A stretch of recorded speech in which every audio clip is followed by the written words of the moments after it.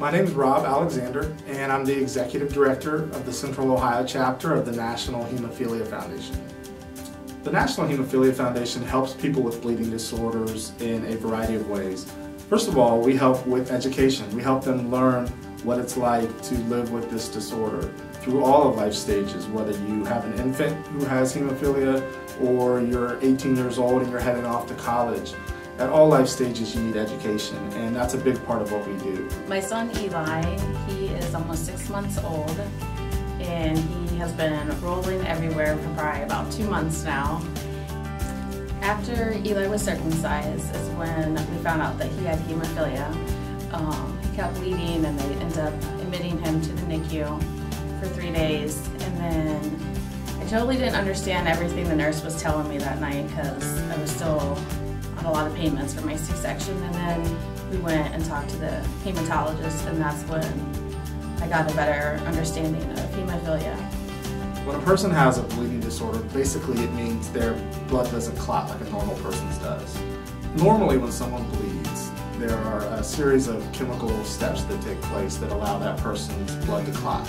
And someone with a bleeding disorder has a missing or insufficient step in that process. So some of the more common bleeding disorders are hemophilia A and hemophilia B.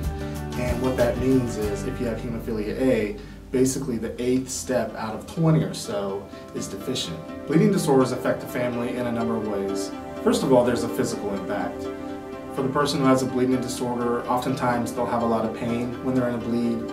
And when you continually bleed into a joint, a lot of times you will develop scar tissue, and I've seen a lot of 20-year-olds and 30-year-olds who already have arthritis from bleeding into the joints so many times. So there's definitely a physical impact. There's also a psychological impact. When you have a chronic condition that you're going to have for your whole life, a lot of times you can feel anger, you can feel isolation, depression. This is common in our community, and people like this need someone to reach out to who understands, because most of the time their friends and their families simply can't understand. When I told my family and friends that Eli had hemophilia, my parents, they were just sad because obviously it's their grandson and they love him and they don't want anything wrong with him, but they've done really great with it. My sister cries all the time, and she doesn't cry about anyone. So it's probably affected her the most.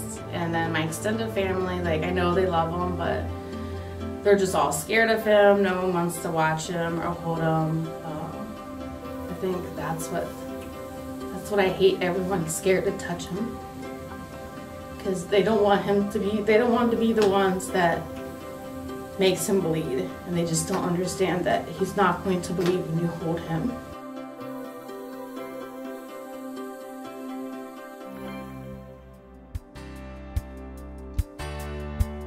The bleeding disorders community is small, but it's very close-knit.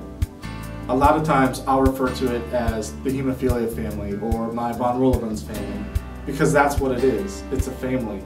It's people who you can turn to when life gets rough, and they understand what it means. They understand what you're feeling, and they can relate to you. The first event that we attended for the chapter was the First Step Retreat. It was down in Hocking Hills with other families who had children or themselves with bleeding disorders. I wasn't going to attend, but at the end of the weekend I was really glad that I did. I met some wonderful people, some great mothers, and I actually still talk to most of them on Facebook anytime I have a question. I feel I'd honestly be lost without the hemophilia community.